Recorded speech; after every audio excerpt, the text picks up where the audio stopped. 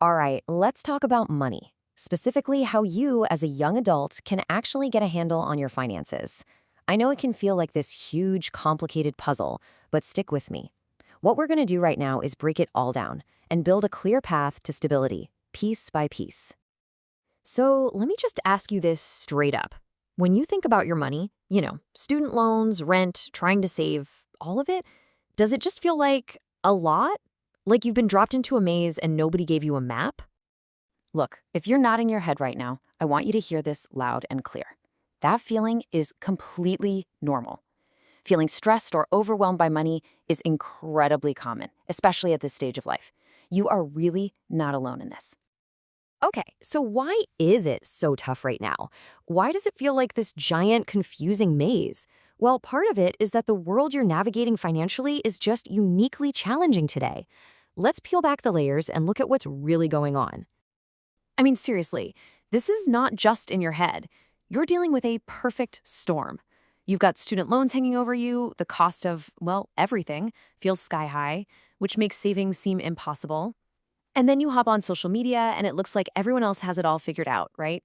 On top of all that, there's just a flood of information out there. It's no wonder it feels tough. But here's the good news. You can absolutely build a solid foundation and get back in the driver's seat. And it all boils down to two simple but super powerful first steps. Okay, step one, the emergency fund. And please don't just think of this as another savings account. It's so much more than that. It's your financial shock absorber. This is the buffer that stands between an unexpected car repair and a total spiral into credit card debt. It's your peace of mind fund. So, what's the magic number? Well, the gold standard is to have about 3 to 6 months of your essential living expenses tucked away. And by essential, I mean the bare bones stuff. Rent, food, utilities, the things you absolutely have to pay for. I know, that can sound like a huge number. But listen, nobody builds this thing overnight. The secret here? Make it easy. Make it automatic so you don't even have to think about it. First, open a separate, high-yield savings account. Separate so you're not tempted to dip into it for non-emergencies. High yield so your money is actually working for you. Then, set up an automatic transfer. Seriously, even if it's just $20 a week, the act of starting is what matters. Building that habit, that momentum, that's the real win. All right, so you've got your safety net starting to build. Now for the other half of that foundation, the dreaded budget. But we've got to change how we think about this word. A budget is not about restriction. It's not a financial diet. It's simply about awareness. It's the tool that shows you where your money is actually going, so you can finally start telling it where you want it to go.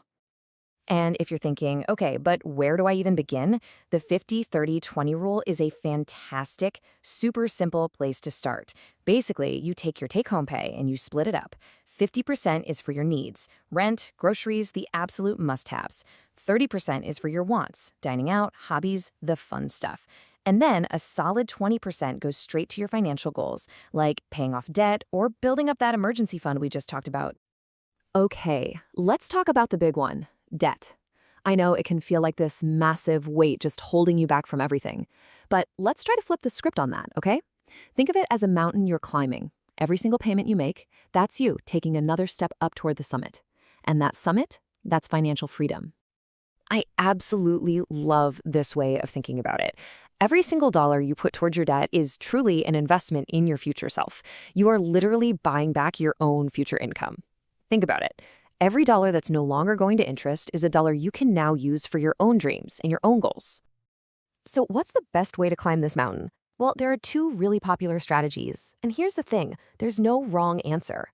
It's all about what works for you. You've got the snowball method, which is all about psychology. You attack your smallest debt first, knock it out, and get that quick win to build momentum. Then there's the avalanche method, which is all about the math. You charge the debt with the highest interest rate first, which saves you the most money in the long run. The best plan is always the one you'll actually stick with. Okay, so once your foundation is getting stronger and you have a clear plan for your debt, now we get to look at the horizon. This is where it gets really exciting.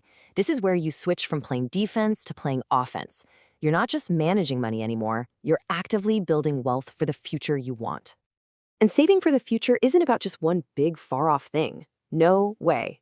Your savings can be like a team, with each player working on a different goal at the same time. You might have a chunk going towards retirement, another part building up for a down payment.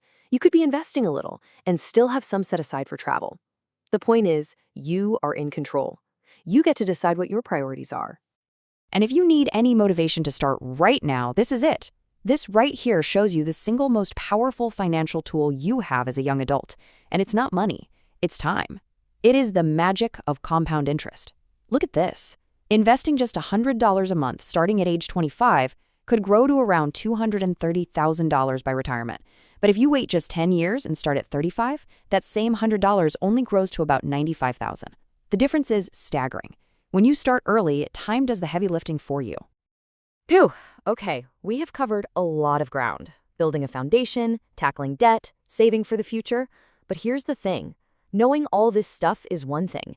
Actually doing something with it is what changes your life. So let's talk about making that very first move. And before you do anything, I want you to burn this into your brain. The goal is progress, not perfection. You do not need a perfect budget tomorrow. You don't need a fully funded emergency account next week. That's not how this works. What matters are the small, consistent steps. That's what adds up to huge, life-changing results over time. So I'm going to leave you with this question. What is the one small step you'll take today? Not next month, not when you have more time, today. Maybe it's opening that separate savings account online. Maybe it's just calculating your 50-30-20 numbers. Pick one tiny thing. The journey to financial stability doesn't start with a giant leap. It starts with a single step. What will yours be?